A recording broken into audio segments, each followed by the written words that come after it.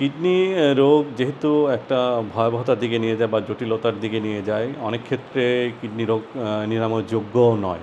সেই ক্ষেত্রে আমরা যদি কিডনি রোগ হওয়ার আগে যদি কিডনি রোগের যদি না হওয়ার জন্য প্রতিরোধ ব্যবস্থা গড়ে তুলতে পারি, তাহলেই কিন্তু আমাদের ভবিষ্যতে এই ধরনের জটিলতা হয় না। তাহলে আমরা প্রতিরোধ ব্যবস্থা কীভাবে গড়ে তুলবো? আমরা কিডনিকে কীভাবে সুস্থ রাখবো? সেটার জন্য প্রথম হচ্ছে হলো আমি কী খাচ্ছি? আমার খাওয়াটা, বিশেষ করে আমি যে আমার খাদ্যাভ্যাসটা কেমন? আমি যে খাবারটা খাচ্ছি সেটা সুষম কিনা, আমি এমন কোনো খাবার খাচ্ছি না কিনা যেটা আমার জন্য সমস্যা হতে পারে। বিশেষ করে তাহলে সুষম খাদ্যাভ্যাসটা তাহলে সবসময় সুষম হতে হলে তাহলে আমার প্রোটিনের মাত্রাটা, কার্বোহাইড্রেটের মাত্রাটা, ফ্যাটের মাত্রাটা একটা নিয়মের মধ্যে খেতে হবে।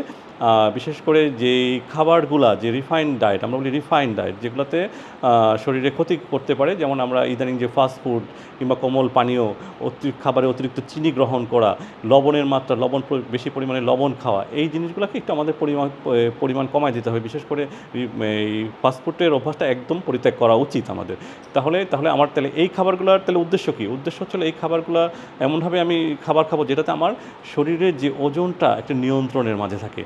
তার মানে খাবারের পাশাপাশি কিন্তু আমাকে আরেকটা জিনিস দেখতে হবে যে এই ওজনটা নিয়ন্ত্রণের জন্য আমাকে একটু ফিজিক্যাল এক্সারসাইজ করতে হবে।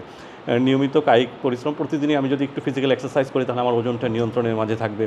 আমার যদি কোনো ধূমপান করার অভ্যাস থাকে, ধূমপানটা আমাকে পরিহার করতে হবে। যদি মদ্যপানের অভ্যাস থাকে সেটাও চেষ্টা করতে হবে, সেটাও পরিহার করতে হবে।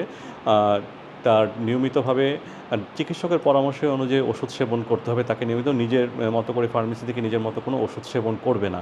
যদি তার ডায়াবেটিস থাকে, ডায়াবেটিস নিয়ন্ত্রণের মাঝে রাখতে হবে। উচ্চ রক্তচাপ থাকলে রক্তচাপ নিয়ন্ত্রণের মধ্যে রাখতে হবে। তার যদি কোনো হৃদরোগ থাকে, হৃদরোগের যথাযথ চিকিৎসা গ্রহণ করতে হবে।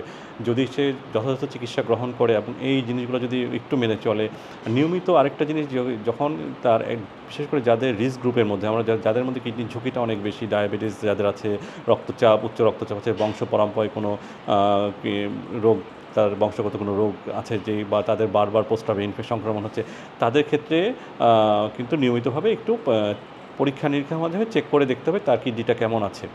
যদি আগে থেকে যদি আমরা নির্ণয় করতে পারি তাহলে কিন্তু কিডনি চিকিৎসা যদি সময়মতো করে তাহলে সম্পূর্ণ ভালো হয়ে যায়। তার মানে কি, আমাকে প্রতিরোধ ব্যবস্থাটাই গড়ে তুলতে হবে। কারণ কিডনি রোগ হয়ে যাওয়ার আগে যদি আমি কিডনি রোগের যথাসময়ে যদি আমি প্রতিরোধ ব্যবস্থা গড়ে তুলতে পারি, তাহলে আমার কিডনি রোগ হবেও না, আমি জটিলতায় যেতেও হবে না। কিডনি তাহলে সুস্থ থাকবে সম্পূর্ণভাবে।